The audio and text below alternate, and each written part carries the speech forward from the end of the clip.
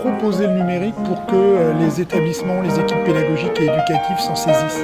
Un objectif d'information, d'animation aussi des différentes équipes. Bonjour Catherine Becchetti-Bizot. Bonjour Claude Tram. Vous venez de faire une analyse et une synthèse des travaux qui ont réuni près de 200 acteurs de terrain dans le séminaire organisé par la DNE sur les collèges numériques. Quels éléments essentiels avez-vous relevés de ces 2 journées de travaux? Alors ce séminaire, a duré 2 jours avec des ateliers très riches, toutes sortes de contributions dans un esprit de réflexion collective autour des collèges numériques. Donc c'est difficile de résumer en quelques mots, mais moi ce qui m'a semblé intéressant, c'est que d'abord on est aujourd'hui dans une réflexion sur l'accompagnement du changement. On ne remet plus en cause ce changement par le numérique, mais on essaie de trouver les meilleures conditions et les meilleurs outils pour l'accompagner à tous les niveaux, au niveau des enseignants, des élèves bien sûr, mais des enseignants, des chefs d'établissement, des cadres de l'éducation, et de trouver à la fois des méthodes, des outils, des situations dans lesquelles on peut faire en sorte que ce changement ne soit pas vécu comme imposé, mais comme bénéfique à l'ensemble du système éducatif et accompagné. Le deuxième point qui me semble important, c'est qu'on soit parti dans ce séminaire, comme c'était le projet au départ, mais il est toujours utile de le répéter, on soit parti de la réflexion sur quelles compétences pour les élèves aujourd'hui.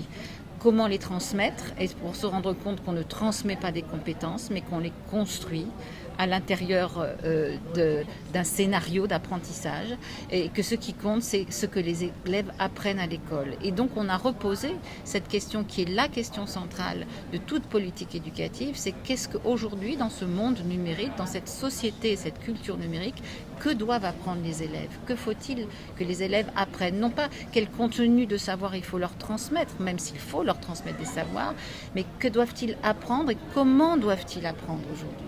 Ça me paraît vraiment l'élément essentiel de ces 2 journées qui ont structuré ces 2 journées. Et pour que les élèves apprennent ce qu'on veut leur faire apprendre en fonction des objectifs que se fixe l'école, eh bien, il faut aussi réfléchir aux démarches pédagogiques, aux outils et aux ressources qui, au service de ces démarches pédagogiques, peuvent faciliter le travail des élèves, et puis aussi réfléchir à la manière dont les élèves s'engagent aujourd'hui dans des apprentissages qui vont leur permettre, qui vont les préparer à la société de demain. Ça, c'était vraiment le cœur des réflexions.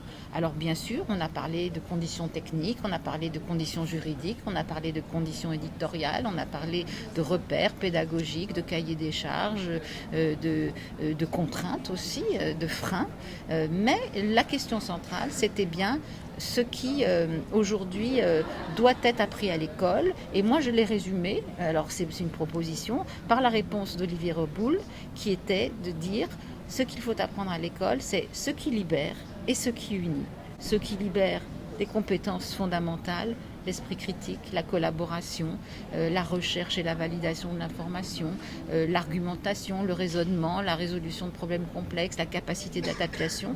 Toutes ces compétences du XXIe siècle dont on parle toujours, elles sont réunies autour de la question de ce qui libère.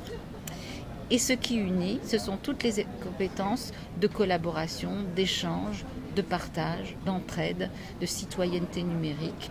Ces compétences donc qui permettent d'aller de l'individuel au collectif et qui doivent structurer la manière d'enseigner aujourd'hui des enseignants, à mon avis. Merci beaucoup Catherine Becchetti-Bizot.